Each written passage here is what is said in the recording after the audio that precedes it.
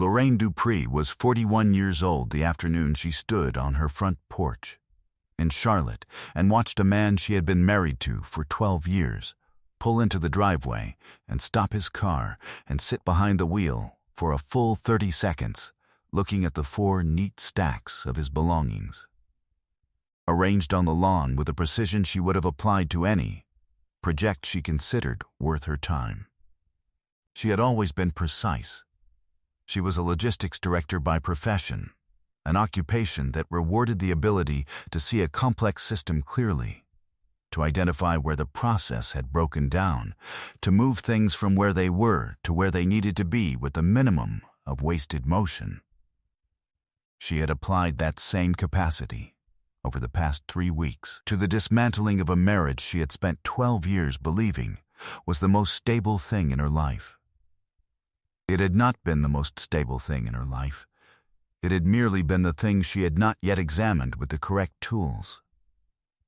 Everett Dupree had told her he was going to Dallas for 4 days for a regional procurement conference. He had packed a bag on a Tuesday morning. He had kissed her cheek. He had sent her a text on Tuesday evening saying the flight had been fine and the hotel was decent. He had sent another on Wednesday saying the conference was dry but necessary. On Thursday evening, her colleague at work, a woman named Bernadette, who attended every professional conference in their sector and who would have been at a Dallas procurement event without question, told her over coffee that the conference had been held in September, not November, and had already passed. Whatever it did not know, packing that bag on Tuesday morning, was that Lorraine had already begun 3 weeks before. She had not been looking for anything specific. She had been doing the things she always did, running the system, checking the inputs, verifying that what she believed was happening was in fact happening.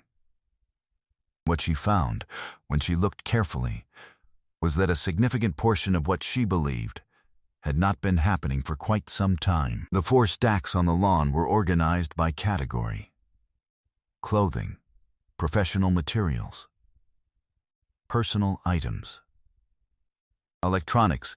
Each stack was wrapped in a contractor bag and labeled in her handwriting with a marker she used for warehouse inventory. Beside the door, weighted down by a river stone from the garden, were 2 documents. One was a letter from her attorney. The other was the divorce filing itself. He had been home from his non-existent business trip for 8 minutes when she turned and walked back inside. Before we jump into the story, comment where in the world you are watching from, and subscribe, because tomorrow's story is one you need to hear.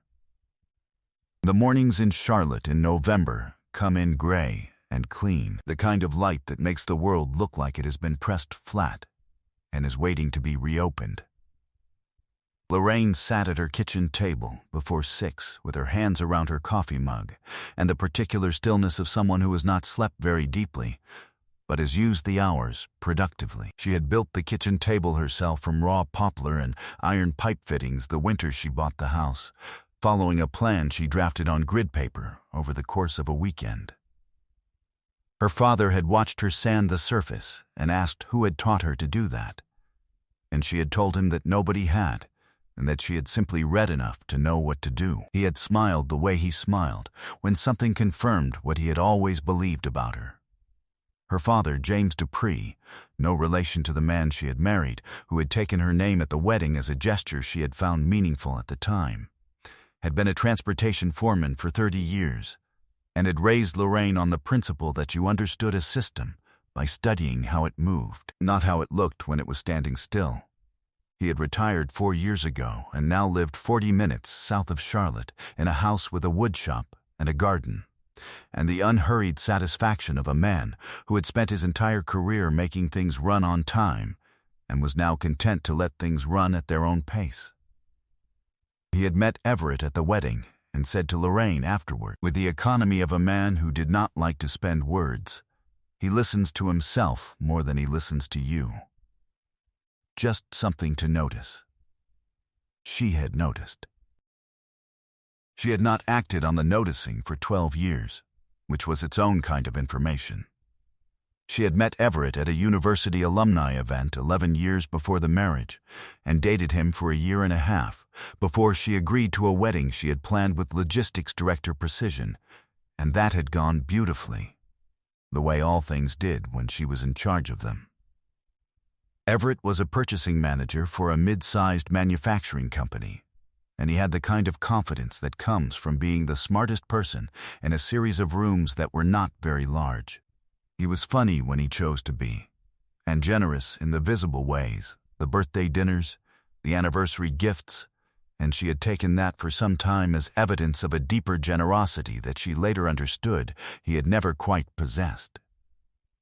The object on the kitchen table that morning was a small brass clasp from an old briefcase that had belonged to her father. He had given her the briefcase when she was promoted to director 8 years ago, and she had used it until it wore through and kept the clasp because it was the kind of small, specific thing that held the memory of a good day intact.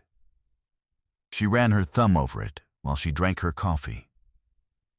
Her father had told her once, pressing his thumb to a seam he was checking on a piece of furniture, that the way you knew something was built to hold was that it held the same way under pressure as it did without it. She had applied this test to many things over the years. Everett had failed it quietly and repeatedly, and she had spent too long attributing the failure to something other than what it was. The first real signal had arrived 14 months ago in the form of a weekend conference Everett had attended in Atlanta. Alone, as these trips were always alone because his professional schedule never seemed to align with hers, which she had accepted because her own schedule was genuinely demanding, and she had not thought to question the pattern. A colleague from his firm, a man she ran into at a hardware store on the following Wednesday, mentioned casually that Everett had seemed to enjoy Atlanta. He said it the way people say things that carry more information than they intend, and Lorraine had set it in a folder in her mind the way she set freight anomalies in a folder on her desktop. Noted, dated, not yet acted upon, waiting for the second instance that would tell her whether the first was a pattern. The second instance came 3 months later. Then a third. By the time Everett packed his bag for Dallas, she had 9 instances dated and documented, and a folder on her work laptop labeled simply Dupree/November that contained what she needed and more.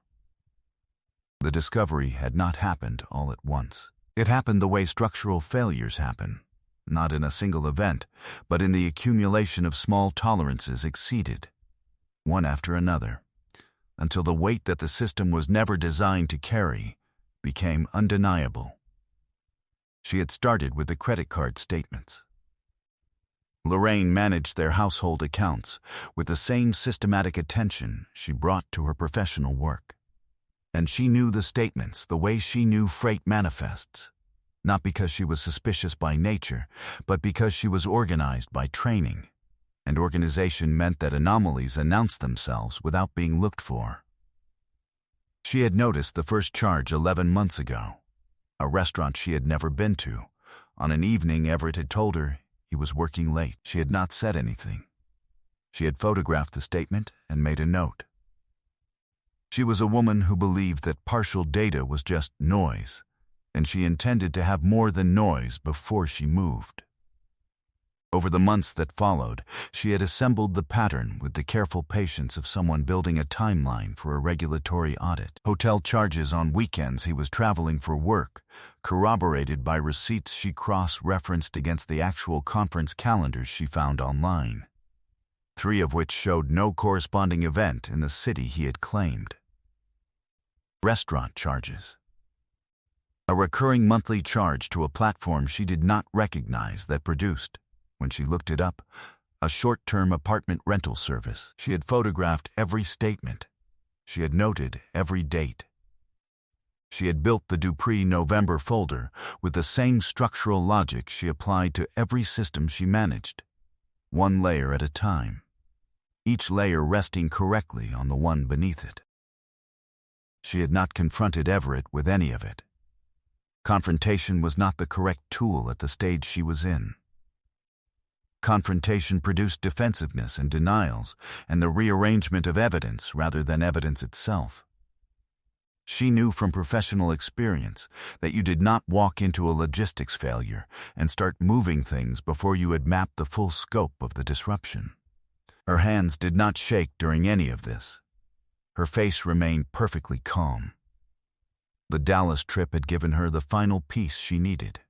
Not because it told her something new about what Everett was doing, she already knew that, but because it told her something definitive about who he believed her to be. He had packed the bag and kissed her cheek, and sent the Tuesday text with the ease of someone who had come to believe that the person watching would always find a way to see something other than what was there. He had made her invisible to himself. She had decided that this was his last mistake of that particular kind. She opened a new document. She drafted a single email to her attorney, a woman named Claudette, who specialized in family law and had handled 2 of Lorraine's colleagues' divorces with the systematic efficiency of someone who understood that the goal was not drama, but resolution. She outlined the documentation she had. She outlined the dates. She outlined the financial pattern. She described the rental platform charge, and the hotel cross-references, and the conference calendar discrepancies. She sent the email. She closed her laptop. She went to bed at 10:30 and slept reasonably well because she had always slept well when the work was in order. Freedom was the real currency. She had decided to start spending it. Claudette's office was on the 14th floor of a downtown building with a view of uptown Charlotte that managed to be both beautiful and entirely beside the point. Because Claudette herself commanded sufficient attention that the window was irrelevant. She was 56, black, methodical, and had the quality that very good lawyers and very good engineers share, an absolute intolerance for imprecision that was so deeply embedded it had long since stopped feeling like a personality trait and simply felt like the correct relationship with reality.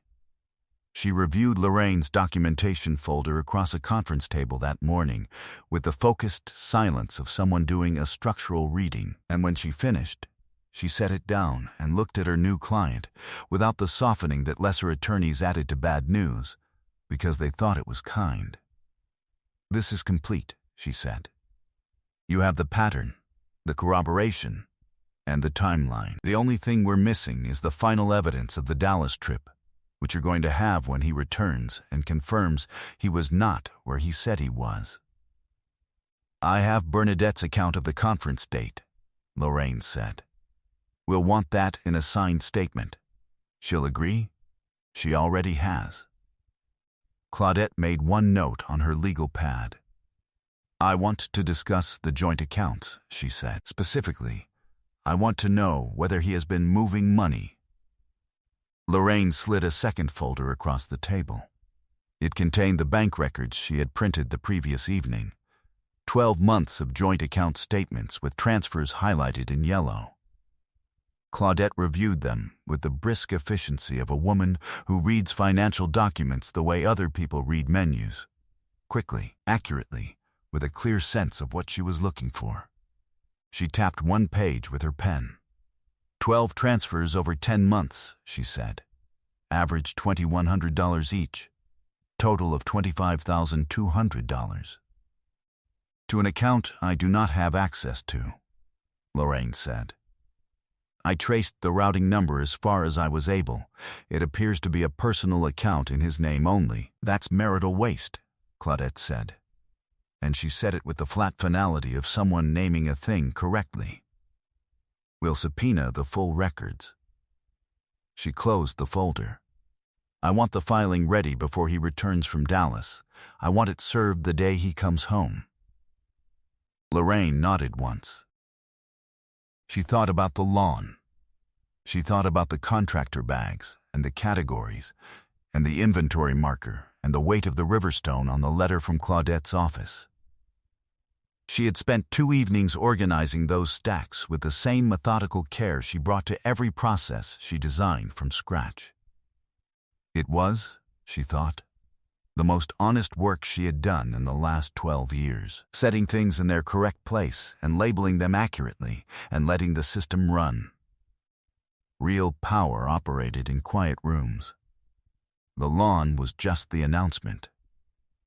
On Saturday, 4 days before Everett's scheduled return, Lorraine drove to her father's house. She called ahead, as she always did, and he had coffee ready when she arrived and was already in his good chair in the front room, as though he had known this was a Sunday morning conversation rather than a Saturday afternoon one, and had prepared accordingly.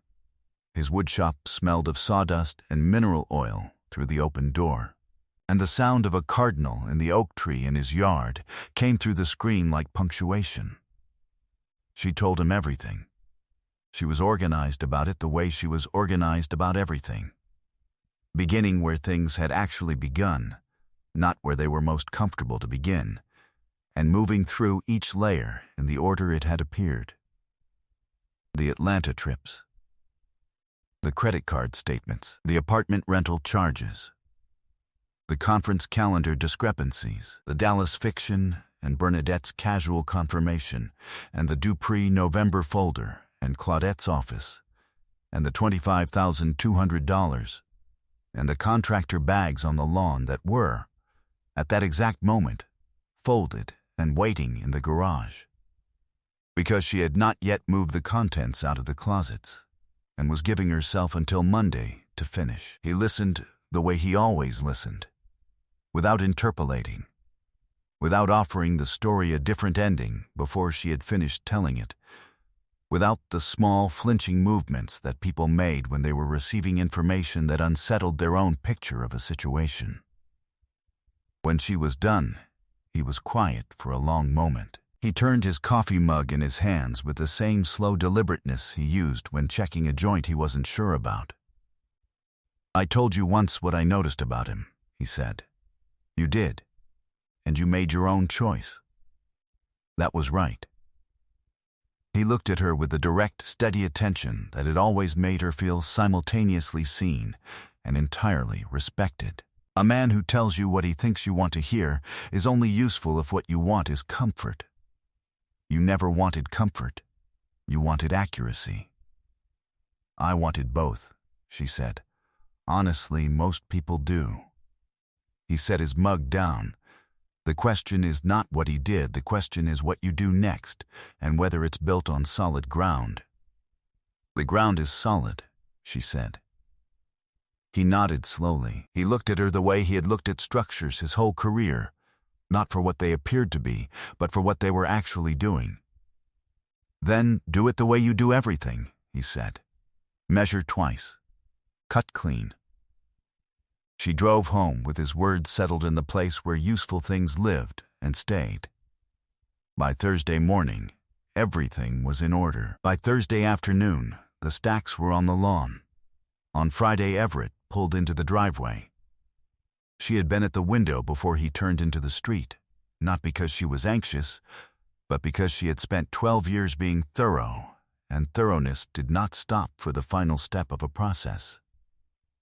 She watched him see it from inside the car. The 4 stacks, the contractor bags, the labels, the river stone on the letter. She counted as he sat behind the wheel, 30 seconds, 31, 32, and she understood the counting as something structural in her that would never fully change. This reflex toward measurement, and she had made peace with that. Her father's daughter. He stepped out slowly, the way people step out of cars when they are not certain what they are stepping into. He left the door open. He had his rolling suitcase behind him, and he set it on the driveway and looked at the lawn with the expression of a man who has been expecting a conversation and arrived to find a completed document. He walked across the grass and picked up the river stone and unfolded the letter from Claudette's office. She watched the reading from the window. She watched it move through him, the legal language, the filing date, the grounds stated plainly in Claudette's unadorned professional prose. She watched his expression pass through recognition and into something past recognition, the specific understanding that the person he had believed was watching had in fact been watching, and in a different way, and for a longer duration than he had managed to account for. He looked up at the house. She was standing in the front window, still, unhurried, with her hands at her sides. She had dressed that morning with care. She was wearing the charcoal blazer she wore to executive presentations and the pearl earrings that had been her grandmother's and that she wore when she wanted to feel like what she was, which was a woman with a history and a profession and a precision that belonged entirely to herself. She had decided, somewhere around 4 a.m. when she had not been asleep, that she wanted to be fully herself when he saw her last in this context. Not diminished, not performed, just accurate. He walked to the door and knocked. He knocked at his own door because there was no longer a version of this house that was organized around his access to it. She had changed the locks on Wednesday. She opened the door 6 inches, not more. He said her name. He said it the way he had once said it when it meant something, and she understood the choice was calculated, and registered it, and set it aside. Then, he said, "Lorraine, we can talk about this." She looked at him with the quiet, complete attention of someone who has already done all the talking that matters, and put it in a legal document. "Claudette's contact information is at the bottom of the letter," she said. "Everything else is in the bags. It's organized by category. The labels are on the outside." "Lorraine, measure twice," she said. "Cut clean." She closed the door. She stood in the entryway for a long moment and listened to the November quiet of the house. Through the door, she heard him on the porch, the sound of him standing there, then the sound of him not. The city moved past at its ordinary pace. The house was still. It sounded, she thought, larger than it had in years. Not empty. Proportionate to what was actually in it. 13 months later, Lorraine sat in the woodshop of her father's house on a Saturday in December, which had become a habit that had started the spring after the divorce, and that she had no intention of ending. She was building a cabinet, a proper one, with dovetail joints and a fitted back panel, and James was working on something adjacent to her, with the quiet parallel companionship of people who have always been most comfortable alongside each other, rather than facing each other. Her own house had been renovated in the summer. She had redesigned the kitchen with the help of a contractor she had found through a professional referral, a woman who listened carefully and built precisely, and never used the word just when describing what she was doing, which Lorraine took as a reliable indicator of professionalism. She had replaced the floors in 2 rooms and added shelving in the study and painted every wall a color she had chosen for herself, which seemed like a small thing and was not. A man named Raymond, a supply chain analyst she had met at a professional conference in the spring, an actual conference, confirmed on 2 independent calendars, had been present in her life since June with the easy, undemonstrative constancy of someone who did not need to prove he was there. He was 44 and precise in his own way and had the qualities she most respected in a person. He was interested in what she actually thought, rather than in a version of it that was easier to manage. He had met her father twice. James had told Lorraine after the second visit, "He asks good questions and then waits for the answer. That's rare enough to be worth something." Everett had signed the settlement without contest. The $25,200 in staged transfers had been characterized as marital waste and deducted from his share of the joint assets. The woman, she had a name, it was irrelevant, had been a leasing coordinator at a property company 2 neighborhoods over.